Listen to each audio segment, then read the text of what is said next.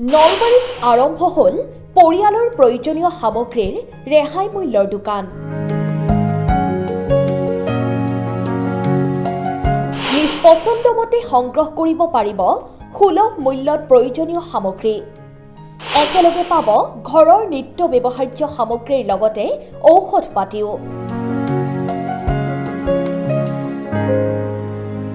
ৰেহাই মূল্যৰ প্ৰথমখন ব্যৱসায়িক প্ৰতিষ্ঠান মুকলি নলবাৰীত। মুকলিৰ দিনাই ভিৰ কেমছ মেডিমাৰ্ট নামৰ ডিপাৰ্টমেণ্টেল ষ্টৰত। চহৰৰ LNB ৰোডত মুকলি কেমছ মেডিমাৰ্ট।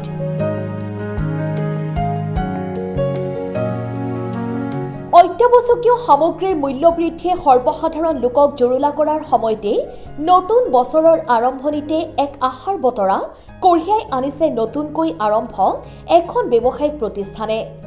উদ্যমী যুৱক মনোৰঞ্জন তালুকদাৰে সৰ্বসাধাৰণ লোকৰ সহায়ক হোৱাকৈ চহৰৰ LNB ৰোডৰ বাসন্তী ভৱন চকৰ সমীপত আৰম্ভ কৰিছে কেমছ মেডিমাৰ্ট নামৰ ডিপাৰ্টমেণ্টেল ষ্ট'ৰ এখনৰ। কেমছ মেডিমাৰ্টত নিত্য ব্যৱহাৰ্য সকলো সামগ্ৰী ৰেহাই মূল্যত উপলব্ধ হ'ব। এইখনত আমি সকলো ধৰণৰ কোৱালিটি প্ৰডাক্ট আমি ইয়াতে ৰাখিছোঁ আৰু কোৱালিটি প্ৰডাক্টত আমি ডিছকাউণ্ট আমি ৰাখিছোঁ প্ৰত্যেকটো প্ৰডাক্টতে।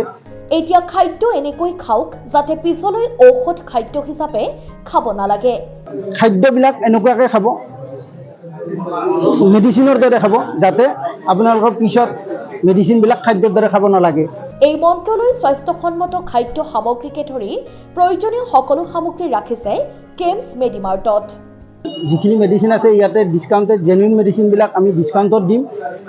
লক্ষণীয়ভাৱে কেমছ মেডিমাৰ্টত নিত্য প্ৰয়োজনীয় সা সামগ্ৰীৰ উপৰিও গুণগত মানদণ্ড সম্পন্ন ঔষধৰ বাবে এখন ফাৰ্মাচীৰো ব্যৱস্থা কৰিছে। সোমবাৰে কেমছ মেডিমাৰ্টত আনুষ্ঠানিকভাৱে উদ্বোধন কৰা হয়। প্ৰতিষ্ঠানখন উদ্বোধন কৰে জিলা খাদ্য সুৰক্ষা বিষয়া ডক্টৰ নৱনীতা হালৈয়ে।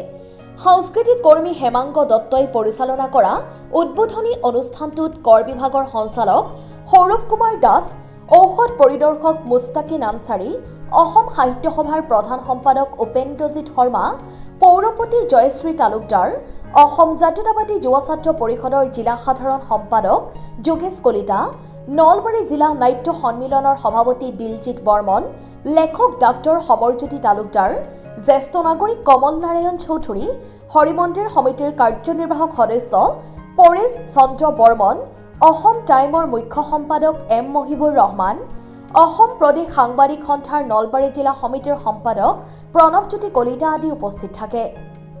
সমূহ ৰাইজক তথা শুভাকাংক্ষীকে ধন্যবাদ আৰু কৃতজ্ঞতা জ্ঞাপন কৰিছোঁ আৰু নৱবৰ্ষৰ শুভেচ্ছা তথা ভোগালী বিহুৰ শুভেচ্ছা দিছোঁ যে 15 বছৰ ধৰি মই মেডিচিনৰ লগত জড়িত থকাৰ পিছত আৰু 7 বছৰ ধৰি FMCG কোম্পানীবিলাকৰ লগত জড়িত থকাৰ পিছত মই এটা নতুন কৰি কথা চিন্তা কৰিছিলোঁ যে মেডিচিন আৰু লগত যদি আমি FMCGৰ সংমিশ্ৰণ কৰি এখন মেডিমাৰ্ট টাইপৰ ক্ৰিয়েট কৰিব পাৰোঁ, এইটো মোৰ এটা সপোন আছিল। আজি মোৰ সেই সপোনটো পূৰণ হ'ল আৰু ইয়াৰ লক্ষ্য এইটোৱে নহয় যে মই বিজনেছ কৰিব লাগিব, ইয়াৰ পৰা বহুত মুনাফা কামাব লাগিব, এইটো চিন্তা কৰি মই এইখন অ'পেন কৰা নাই।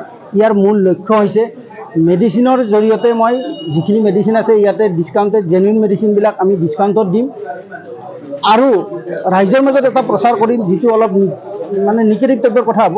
নিগেটিভ নহয়, একচুৱেলি এনেকুৱা হ'ব যে আপোনালোকে খাদ্যবিলাক এনেকুৱাকৈ খাব, মেডিচিনৰ দৰে খাব, যাতে আপোনালোকৰ পিছত মেডিচিনবিলাক খাদ্যৰ দৰে খাব নালাগে।